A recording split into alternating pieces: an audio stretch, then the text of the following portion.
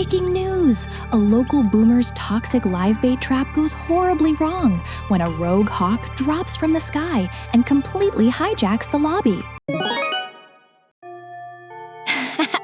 Hello everyone, and welcome to Kokugo Taiwa.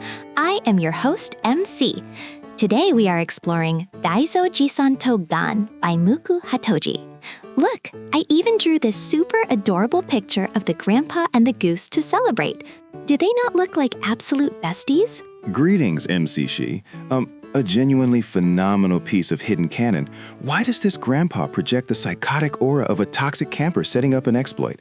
And these colors are absolute nightmare fuel. The lore theorists will completely lose their minds over this psychological horror. Wait, seriously?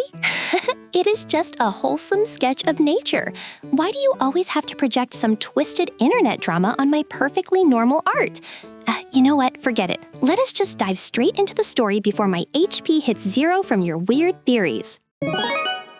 All right, let us dive into the actual timeline of Daizo-jiisan to Gan. I am genuinely excited to revisit this masterpiece from our school days. We have Daizo, a 72-year-old veteran hunter whose hunting grounds get completely hijacked by a highly intelligent goose named Zansetsu. The internet theorists will completely lose their minds over this setup. In the context of a massive fan convention, Daizo is essentially a veteran creator whose booth traffic has completely dried up. Suddenly, this god-tier organizer named Zansetsu enters the server and perfectly redirects all the attendees away from his traps.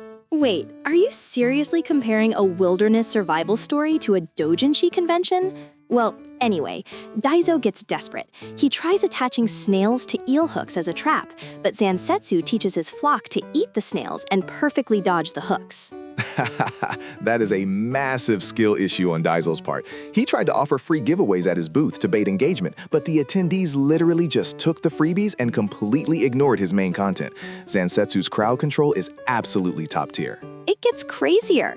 The next year, Daizo literally spends his entire summer gathering 5 whole sacks of snails. He scatters them in the swamp and builds a whole hunting hut nearby. But Zansetsu senses the unnatural setup and redirects the flock again. Oh my goodness, the cringe is palpable. He blew his entire budget on a super flashy booth setup and excessive marketing, only for Zansetsu to flag his space as a toxic zone. His engagement metrics must have flatlined completely. Exactly.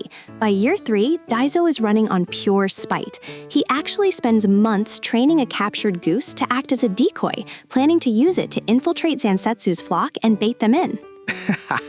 Pure, unadulterated copium. He is literally deploying a paid actor to artificially boost his social proof. The man is so obsessed with ruining his rival that he is violating every single community guideline in the rulebook. Hold on a second. Can we just look at the absolute financial ruin happening here?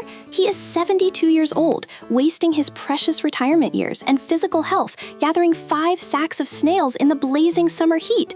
What is he doing with his pension? Wow, you are getting surprisingly heated about his life choices. GG, I surrender. Please put down the calculator. I agree that his return on investment is a massive failure. Think about it. He is throwing away his golden years over pure stubbornness. But honestly, looking at him, aren't we kind of doing the exact same thing online? We waste so much energy stressing over algorithms and rivalries instead of just enjoying our actual lives. That got surprisingly real and depressing for a second, but we must move on to the climax. The morning of the final operation, a wild falcon suddenly drops from the sky to completely grief the lobby. Yes! The falcon dives straight for Daizo's decoy goose. Zansetsu and his flock had already escaped to safety, but the leader actually flies back alone to fight the falcon and protect the decoy. For a brief, terrifying moment, the frantic noise of the swamp completely vanished, leaving only the cold, indifferent cruelty of reality. But immediately after, what a spectacular system error. Zansetsu takes massive physical damage to save a paid actor. Daizo has the perfect shot, but his brain completely blue screens. He literally lowers his gun. Zansetsu and the falcon crash to the ground, and after the falcon flees, Zansetsu is left completely battered. Instead of finishing him off, Daizo actually takes him home and nurses him back to health. From an obsessed hater to a hardcore premium subscriber in 10 seconds flat, he throws away 3 years of toxic trolling, completely bankrupts his own revenge plot, and decides to become Zansetsu's biggest fanboy. It makes absolutely zero sense. You spent 3 years trying to force this bird to log out, and now you are paying his medical bills out of pocket? Stop wasting your pension on a wild goose chase and go buy some actual groceries for yourself. Let us just head to the back room before I lose my mind. Welcome back to the Backroom, where we uncover the deeply hidden truths and wild conspiracies behind classic literature. I am honestly still exhausted from analyzing Daizo's ridiculous obsession in the main story. Tell me, is there some kind of historical context that explains why this old man acted like such an absolute menace to the local wildlife? The world building behind this text is incredibly deep and actually slightly disturbing when you look at the patch notes. This story was officially published in 1941, right around the start of a massive global conflict.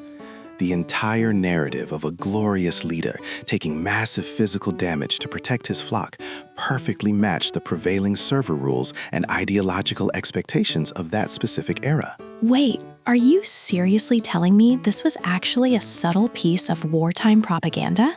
That completely changes the vibe of the entire story from a quirky nature documentary to something way darker. I thought it was just a strange tale about an old man and a very smart bird having a stubborn, harmless rivalry. For a brief moment, the illusion of a heartwarming fable fades, leaving only the cold machinery of a society demanding absolute conformity through literature. But moving on from that heavy realization, the educational system has actually spent decades patching the visual assets of this story. Modern textbooks have completely nerfed Daizo's extremely toxic survival tactics, redrawing the art to make him look like a harmless, enlightened grandpa to pass community guidelines. That is a terrifying level of historical cover-up for a grade school textbook. You mean they intentionally censored the gritty, uncomfortable reality to make it fit a perfectly safe, family-friendly demographic? What exactly was the author trying to write in the first place before the publishers started sanitizing his work? The fan community will go wild for this hidden lore, but the author was actually a hardcore wilderness survival geek in real life. He spent all his free time collecting intense competitive server logs from local mountain trappers. Daizo's trap, where a live loach is forced to swallow a hook to bait the geese, is basically a high-level phishing scam perfectly mimicking a Trojan horse virus. Hold on a minute, a phishing scam? That is absolutely not a charming display of traditional countryside wisdom. That is just pure cybercrime happening in a muddy swamp. He was literally using malicious social engineering tactics to exploit the natural eating habits of a wild bird. Exactly. And that leads us to Daizo's ultimate mental defense life hack, which modern corporate workers use all the time. When you are completely outplayed by a superior user, you loudly praise their glorious skills instead of throwing a tantrum. By acting like a gracious loser who recognizes true talent, you completely mask your own massive screw-up and dodge all accountability. Excuse me, Daizo, you absolute fraud of an adult. You spent an entire summer risking severe heat stroke in a swamp just to satisfy your own fragile ego.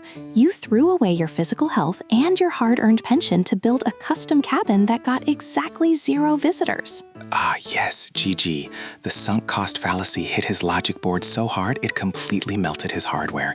He essentially bankrupted his own account for a totally failed vanity project just to prove a point to a bird. You are darn right he bankrupted himself. If you have the energy to write poetry about a goose being a noble hero, grab that eel hook and catch an actual eel for your dinner. Stop wasting your golden years on petty rivalries and focus on your own health span before your joints completely give out.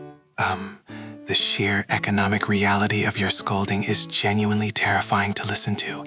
He really did just throw away an unimaginable amount of time, calories, and resources just to pretend he was the bigger person in a completely one-sided feud.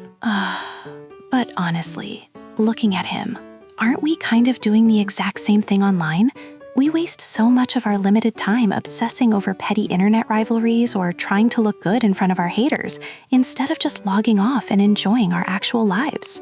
I suppose human nature remains incredibly consistent, whether you are standing in a muddy swamp or scrolling through a toxic digital lobby. We really do need to log out and touch grass occasionally. Meow.